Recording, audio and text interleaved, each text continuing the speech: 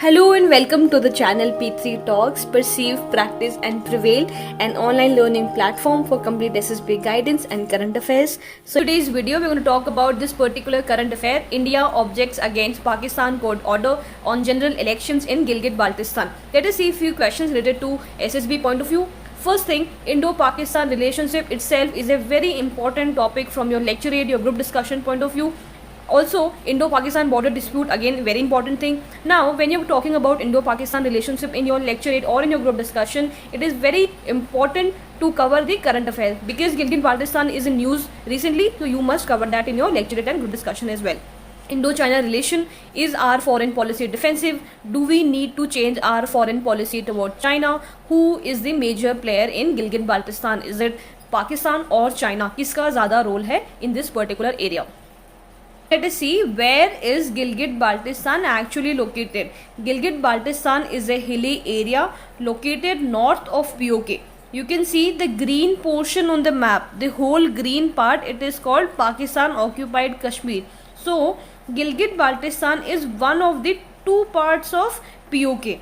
The northern part is Gilgit-Baltistan and जो नीचे वाला part है it is called Azad Kashmir. Pakistan calls it as Azad Kashmir and India calls it as POK, that is Pakistan occupied Kashmir. Both these parts formed part of the territory of erstwhile princely state, that was Jammu and Kashmir. And Jammu and Kashmir के जो महाराजा हरी सिंह थे, he decided to accede to India after Pakistan attacked in Kashmir and occupied several areas. So according to the instrument of accession, the whole part of Jammu and Kashmir including POK, Aksai Chin, Saksham Valley, Leh, Ladakh, Jammu Kashmir, everything belongs to India. Now to understand how Pakistan took over this particular area of Gilgit-Baltistan, we have to go back to history. After the death of Maharaja Ranjit Singh in the year 1839, Britishers saw this as an opportunity for better control, which resulted in the first Anglo-Sikh War in the year 1845, जिसमें Sikhs lost this particular war and as a compensation Britishers took Kashmir under their control. But later on there was a Dogra ruler of Jammu whose name was Gulab Singh.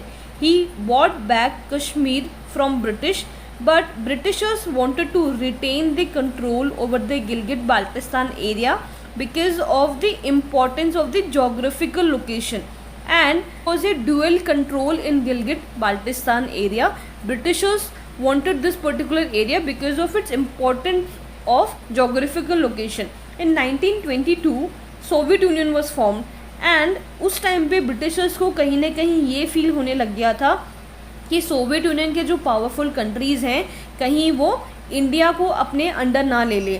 So they wanted to make sure कि गिलगिट बाल्टिस्तान में proper security रहे. Britishers were basically afraid of losing India to the Soviet Union. So in the year 1935 they took this particular area Gilgit-Baltistan on lease for 60 years, considering its geographical location's importance and the only entry to Central Asia, and this region's security was the responsibility of a military force. यानी कि उन्होंने पूरी जो इस area की जो security है वो अपने अंडर ले ली because they wanted to protect India from the Soviet Union.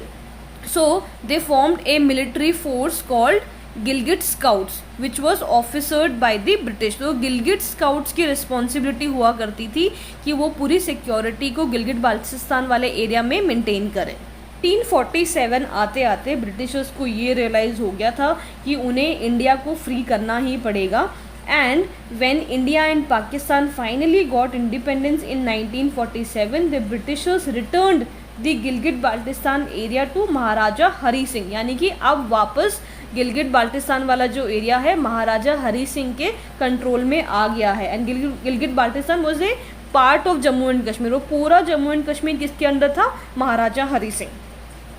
When we got the independence, all the princely states of India had three options: either to accede to India or accede to Pakistan or remain free. Jammu and Kashmir decided to remain independent, but in the month of October 1947, Pakistan attacked Kashmir and as a result of that Maharaja Hari Singh took help of India, and in return they signed instrument of accession. It means they decided to accede with India. But अब यहाँ पे एक problem थी. If you clearly remember, I told you before partition Britishers took Gilgit Baltistan on lease for 60 years because Gilgit Baltistan was very important for British. They decided कि इसकी पूरी जो security का जो रिस्पॉन्सिबिलिटी है वो जाएगा गिलगिट स्काउट्स को.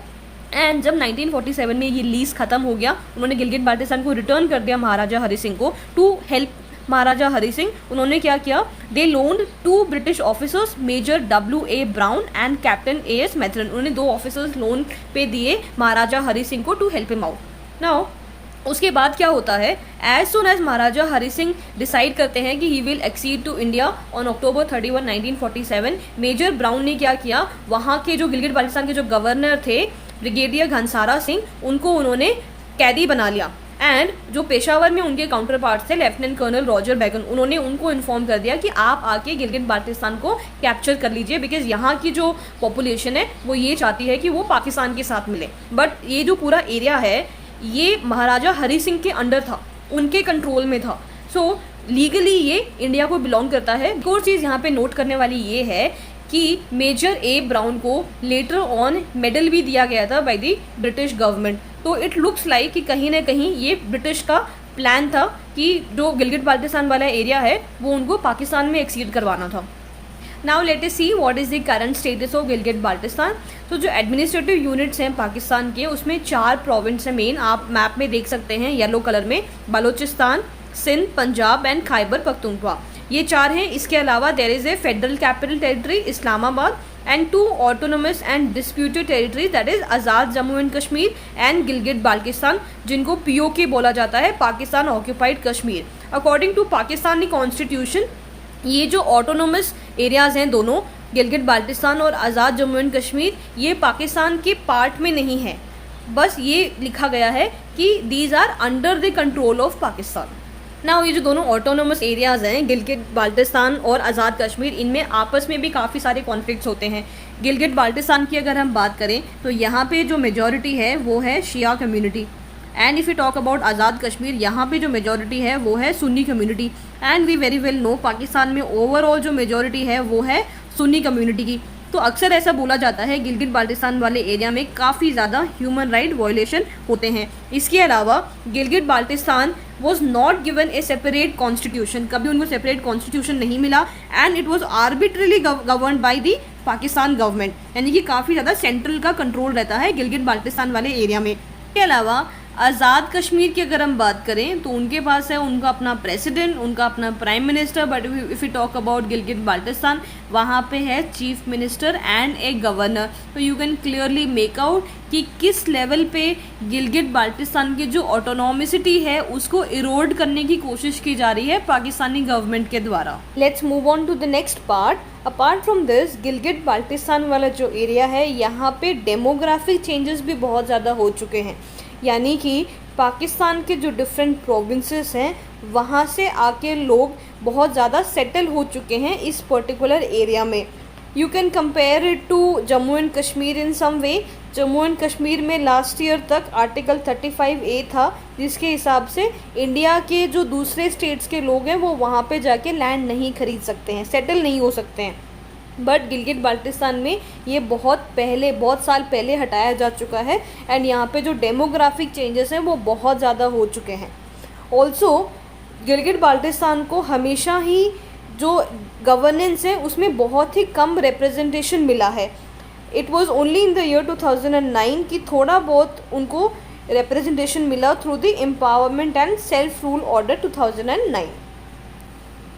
Also in the year 2017 Pakistan government ने ये प्रपोज किया था कि वो डिक्लेयर करेंगे गिलगिट बाल्टिस्तान को अपना 5th प्रोविंस. एंड करंटली जो गिलगिट बाल्टिस्तान है उनका एक सेमी प्रोविंशियल स्टेटस है. नाउ ये जो चीज़ें हो रही हैं, why Pakistan is wanting to declare Gilgit Baltistan as 5th province is because of the China factor. Another thing is जो इंडस रिवर है जो कि ओरिजिनेट होती है तिब्बत में, आप मैप में देख सकते हैं in blue, this is Indus river, ये आपके ओरिजिनेट हो रही है तिब्बत में। अब यहाँ पे गिलगित बाल्टिस्तान में जो लॉन्गेस्ट ग्लेशियर्स हैं, यहाँ से जो ट्रिब्यूटरीज आ रही हैं, those are feeding the Indus river. तो इस हिसाब से भी ये गिलगित बाल्टिस्तान वाला एरिया पाकिस्तान के लिए बहुत इम्पॉर्टेंट हो जाता है, because Indus river is very very important for Pakistan. Factor, China Pakistan economic corridor बनाया हुआ है। You can see on the map red में जो दिख रहा है, this is China Pakistan economic corridor which is passing through PoK में भी गिलगित बाल्टिस्तान वाला area which is a disputed territory. अब चाइना के लिए चाइना पाकिस्तान इकोनॉमिक कॉरिडोर बहुत ही इम्पॉर्टेंट है, उन्होंने बहुत इन्वेस्टमेंट करी है इसमें, $50 बिलियन तक का इन्वेस्टमेंट वो कर चुके हैं और अभी भी कर रहे हैं। It's a gateway for China to the Indian ocean की तरफ जाने के लिए, मिडल ईस्ट से कनेक्ट करने के लिए, ट्रेड करने के लिए ये उनके लिए बहुत इम्पॉर्टेंट है, बिकॉज जो ओल्ड सी रूट था वो उनको बहुत ही महंगा और बहुत ही लॉन्ग रूट था वो। इसके अलावा in the year 2010 New York Times reported 2 major incidents in the area of Gilgit Baltistan. The first one was 7,000 to 10,000 soldiers were present in this particular area of Gilgit Baltistan. यहाँ पे इकोनॉमिक एक्टिविटीज़ भी बहुत ज़्यादा हो रही थी, इसके साथ साथ चाइनीज़ सोल्जर्स की प्रेजेंस भी बहुत ज़्यादा थी गिलगित बाल्टिस्तान में। द सेकेंड थिंग वाज, यहाँ के जो लोग थे वो रेबल कर रहे थे अगेंस्ट दी पाकिस्तानी रूल। और जो इम्पोर्टेंस है गिलगित बाल्टिस्तान की वो ये है कि वो काफ़ी सारी कंट्रीज़ को कनेक्ट करता है, जैसे कि पाकिस्तान और चाइना के बीच में बॉर्डर ही नहीं शेयर होता अगर पीओके नहीं होता। अगर से फॉर एग्जांपल जो गिलगित बाल्टिस्तान वाला पूरा एरिया है पीओके, ये इंडिया के ही कंट्रोल में होता अभी, तो चाइना और पाकिस्तान के बीच में कोई बॉर्डर ही नहीं होता, तो it would have been very difficult for them to trade. Second thing, जो अफ़गानिस्तान का जो वखान कॉरिडोर है उससे कनेक्ट करने के लिए भी गिलगित बाल्टिस्तान का होना ज़रूरी है। देखते हैं रिसेंटली क्या हुआ है। So in recent order the Pakistan Supreme Court allowed the amendment to the government of Gilgit Baltistan order 2018 to conduct the general elections in the region. अब 2018 में जो ऑर्डर पास हुआ था उसमें सिटीजनशिप में कुछ चेंजेस किए थे, बट उसमें इलेक्शंस के बारे में कुछ मेंशन नहीं था। इसीलिए पाकिस्तान की जो गवर्नमेंट है वो सुप्रीम कोर्ट जाते हैं प्ली लेके कि we want to conduct elections in this particular area for chief minister and they got this particular permission. अब पहली चीज़ जो सोचने वाली यहाँ पे है वो ये है कि क्या पाकिस्तान में फ्री और फेयर इलेक्शंस कंडक्ट किए जा सकते हैं। We very well know the influence of army over there. Second thing जो सोचने वाली है वो ये है कि अगर आप गिलगित बाल्टिस्तान को एक ऑटोनोमस रीजन बता रहे हैं तो वहाँ पे जो डिसीजन लिए जा रहे हैं वो पाकिस्तान का जो सुप्रीम कोर्ट है वो क्यों ले रहे हैं। Also recently Pakistan has signed a contract with a joint venture of China power and the frontier work organization, जो पार्ट है पाकिस्तान मिलिट्री का एक कमर्शियल आर्म है। अब इनके बीच में कॉन्ट्रैक्ट हुआ है कि वो फिर से कंस्ट्रक्शन स्टार्ट करेंगे डायमर भाषा डैम का। अब डायमर भाषा dam again lies in the disputed area that is the Gilgit Baltistan area. यहाँ पे आपको एक चीज़ बहुत क्लियर हो रही होगी कि गिलगित बाल्टिस्तान वाले एरिया में चाइना फैक्टर ज़्यादा इम्पॉर्टेंट है रैदर देन पाकिस्तान। चाइना के इंटरेस्ट के लिए पाकिस्तान ये सारे स्टेप्स ले रहा है।